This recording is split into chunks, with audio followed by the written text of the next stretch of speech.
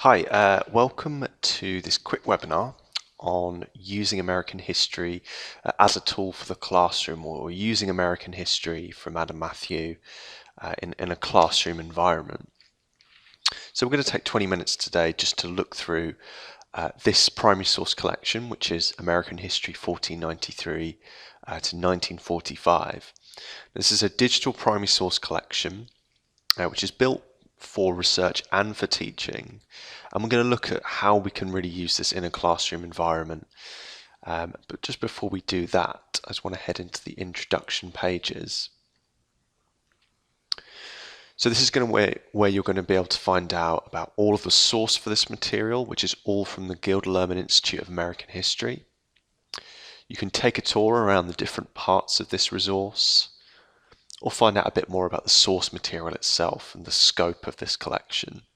This may be some useful reading before you think about integrating this into your classroom or your teaching. So just to explain a bit of background about this American History project. So it's split into two modules. This is maybe important to think about depending on which part of the curriculum you're thinking of using this in. So Module 1 really focuses on the early years, so anything pre-Civil War. We can see here that Module 1 covers settlement, commerce, revolution, reform up until 1859, so we can see all the key areas that are covered here, including slavery and abolition as well. So this module is really made up of three distinct collections. These are the Henry Knox papers, Livingston family papers, and the Gilder-Lehrman collection itself, so material from this time period. And this really includes letters and correspondence with Native American Indians, the War of 1812, westward expansion, as well as matters to do with the Southwest, so the Mexican-American War. One thing to point out is a lot of these family collections, so the Knox papers, the Livingston papers, and generally a lot of material before the succession of the South does tend to be handwritten. That's something to really think about when you're getting students to look at material, particularly 19th, 18th century material. Can they read cursive? Does there need to be a bit more curation around these documents?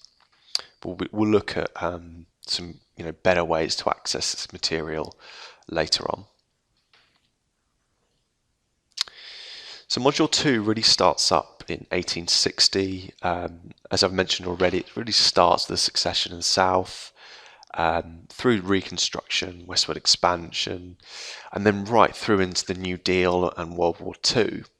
So this is perhaps slightly more engaging in terms of the materials, a lot more typewritten materials, a lot less correspondence, a lot more newspapers and imagery that students may engage with a bit more.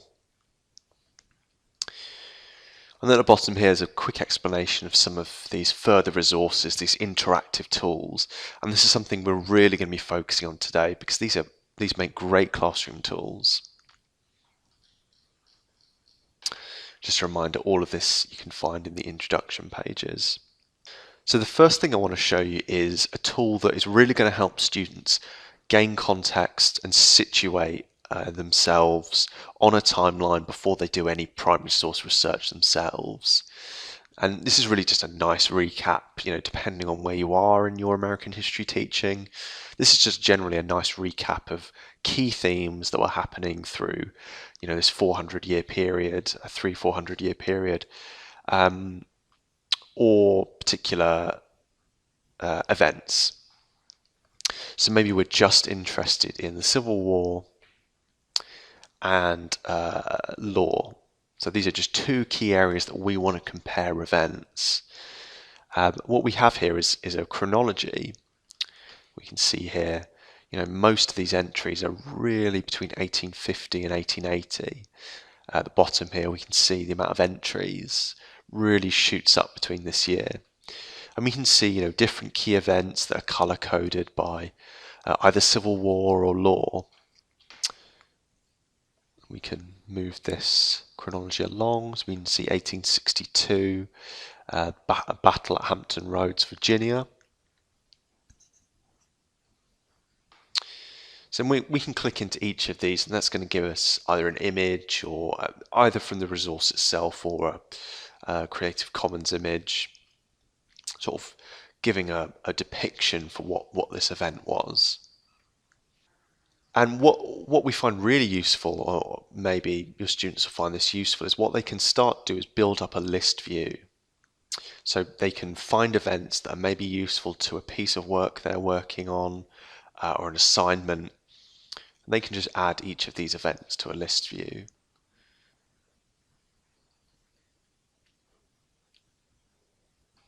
And then all we do is click list view. And here we can see all of those events that we've just added to our own chronology. And then students can use that to gain context to a specific set of time, or set of years, and key events that were happening in those key themes that we selected at the start. Let's go back to chronology view. So that's the interactive chronology, just a useful contextual tool that maybe you could build a quick class exercise around this, about finding events or key areas related to certain themes and building their own chronologies. And just to recap, you can find that on the header bar here.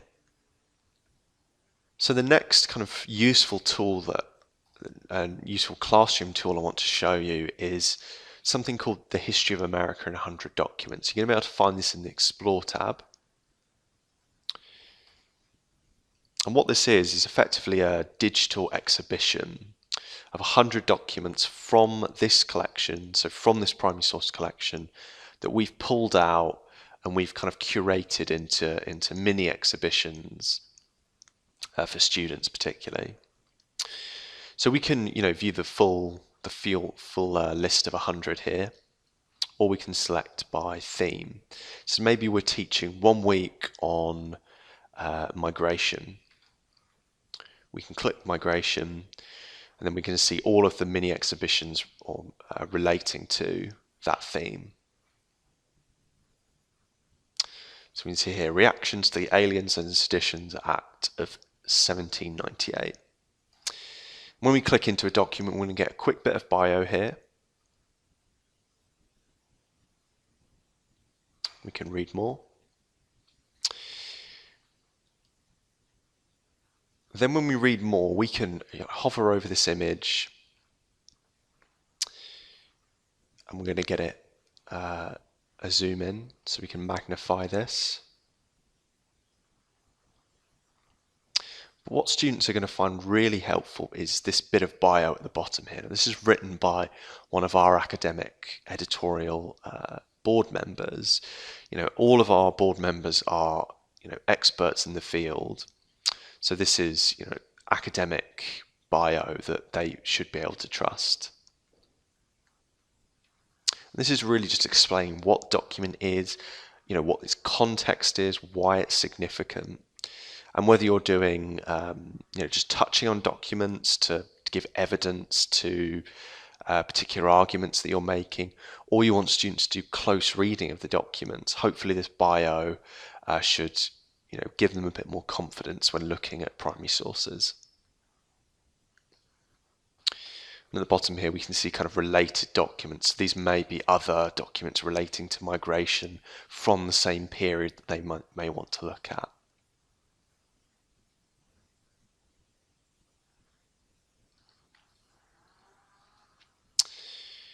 So obviously this is an interactive tool in itself, but if you want to view the full document within the main documents list of the resource, I realise we haven't looked at that yet, but if we click full document, that's going to take us into this, which is the main document details page. So we can see all of the metadata with the thumbnail viewer across the top here. And this is where we're going to have a lot more functionality. So we've come out from History of America in 100 documents into the main documents list of the primary source collection itself. Okay, so that was History of America in 100 documents. Another useful starting place for students could be the thematic guides. Very similar to the History of America in 100 documents, but not really looking at the documents themselves, really focusing on a key theme or a key period. So let's maybe have a look at the War of 1812 or maybe Lincoln's assassination. Say that was something we were focusing on 1 week in class. Again, all of this bio is written by one of our academic editors. And we can see a document here. If we want to maybe take a closer look at that, we can click into the document itself. So we can see here, this is a National Police Gazette kind of description, visual description of Lincoln being shot.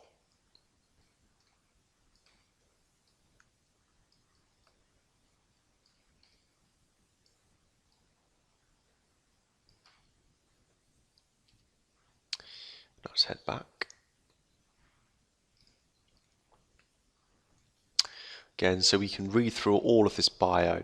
And what's particularly relevant in these thematic guides is you can see different documents that are quoted and linked to. So we can click each of these documents, so their document reference here.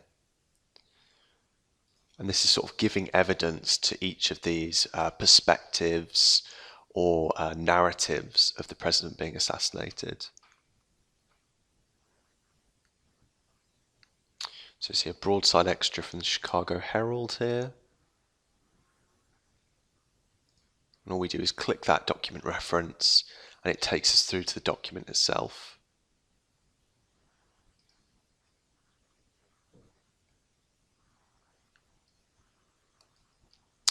Now I should say when we're in the image viewer like this, we can add images to our personal repository and save them for later.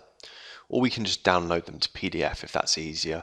Maybe we want to print something out and share it with the class. We can print those off to PDF, no problem.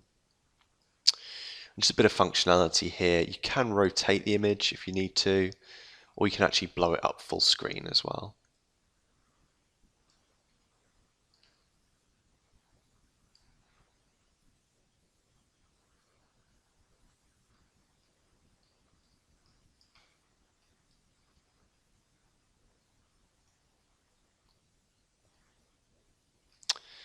Okay, so that is the thematic guides, and again, just a reminder, we can find those under the Explore tab. And it's the first tile here, thematic guides.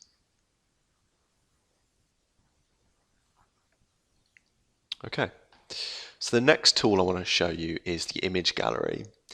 Now I realise, there's especially high school students really struggle with cursive handwriting and being able to quickly move through those and make sense of not only the handwriting itself but the language that was being used as well. So what we have here is an image gallery, and I don't know what level of student that this may be appropriate for, but perhaps you can start them off looking at primary sources, with the more visual materials.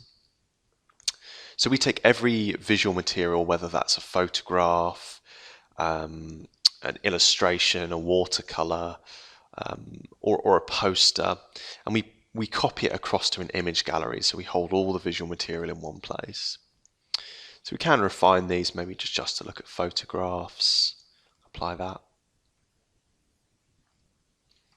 So again, we can see all of the photographs here. So I've clicked into this photograph of Lincoln here. So we can see all the metadata on the right hand side. Again, we can download this to PDF if we want, or add it to our lightbox. Or we can simply just select it if we head back. So what students can do is they can find images that are maybe useful to a particular area they're looking at. So maybe they're just looking for images of Lincoln or politicians. So here's another few drawings down here of Abraham Lincoln. sort of very old photographs. Here we are. So we've selected a few. We scroll back up to the top. What we can do is we can actually export all of the selected images to PDF if we want to. We can add all those images to a repository as we've already talked about. We can actually run a slideshow of all the images that we've selected.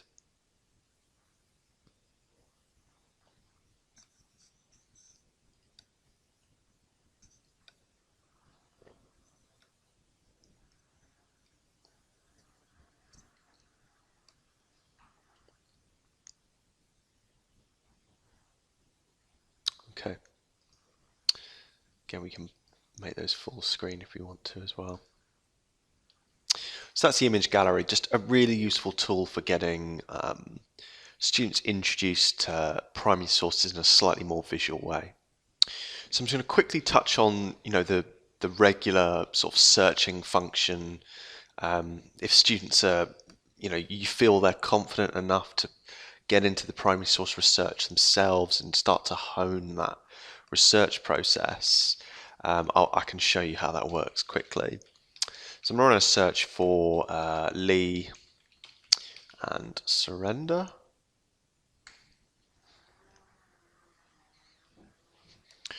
So what you're going to find is students are going to run searches for sort of single terms or maybe a couple of terms together. And what they're going to face is search result pages like this. So 874 results. We can see at the top here, that's far too many. So students are going to get prompted to refine that search if they need to. They can either click in here. That's going to take them to the advanced search page.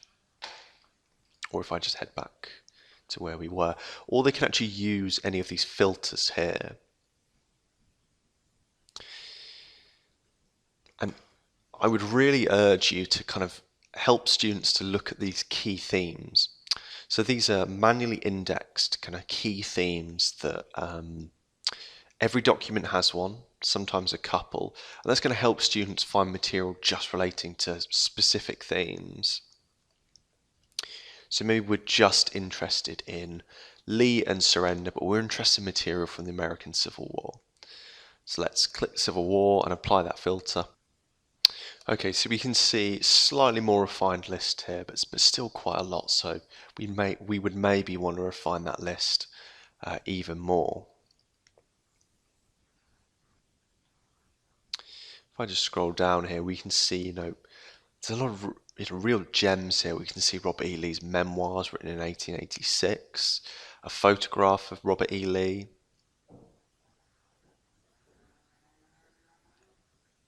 and a photograph of Robert E. Lee and staff. So if I click into this, again we can see all the metadata here, and this is a photograph, so our search is being picked up in the metadata rather than any text within the actual images themselves.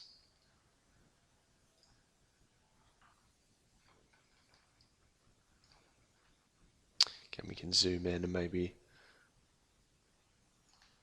look at his text at the bottom here. So that's just a really quick look at how to use the main search function, use those filters, particularly the key theme filters, and you're going to be able to find that under either documents list.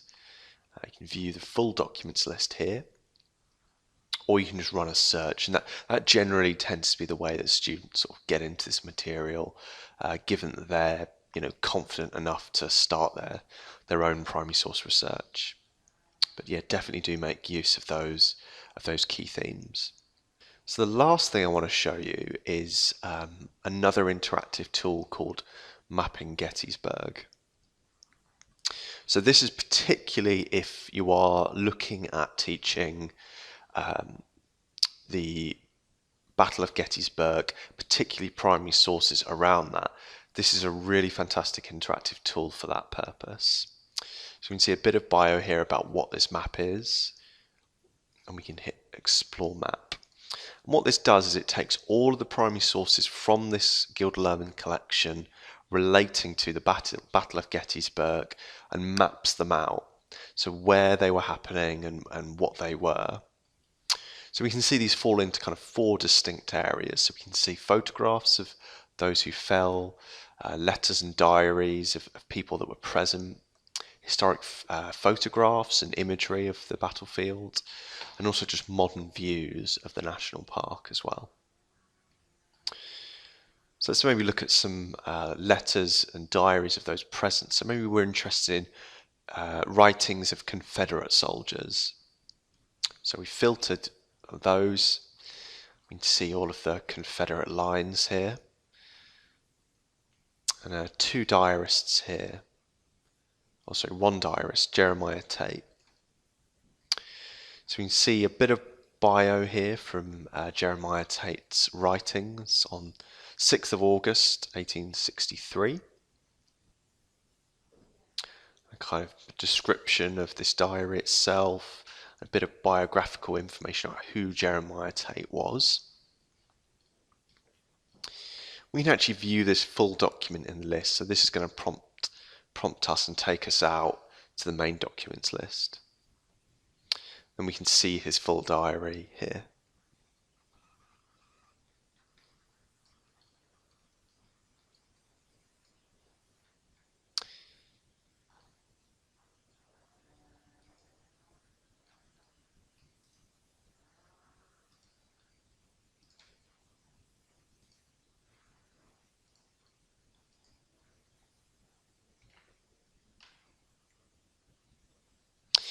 So yeah, this mapping Gettysburg is a really useful visual tool for putting faces on the battlefield, bringing primary source research into the teaching of the Battle of Gettysburg. So we've looked at a diary there. We can also look at some historic photographs as well. So we can see here, the Union lines at the bottom here. Let's have a look at this photograph here.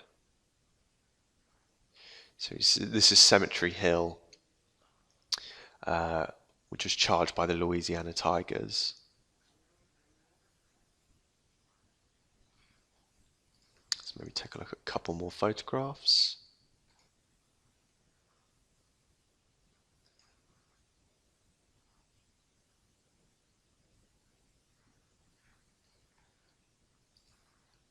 Let's maybe take a look at a few modern views as well.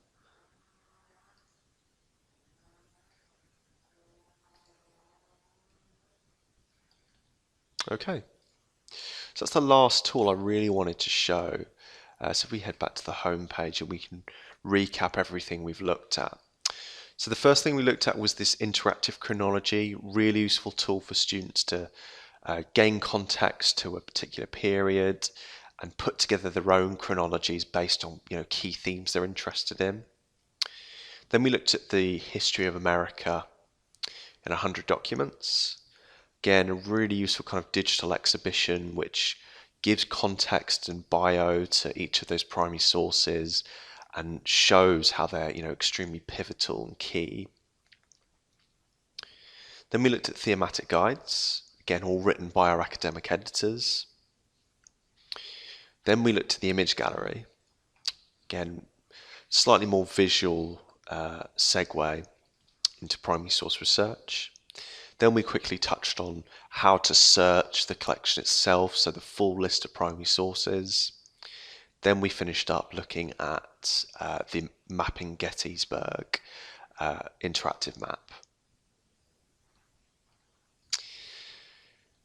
And that is it from me. If you have any questions about using this resource, you can just get in touch. I'll just bring up the Contact Us page here, which is the bottom. Get in touch with any general inquiries, either at support@adammatthew.co.uk or info if you have general queries. Our Twitter and Facebook buttons are here should you want to get in touch via social media.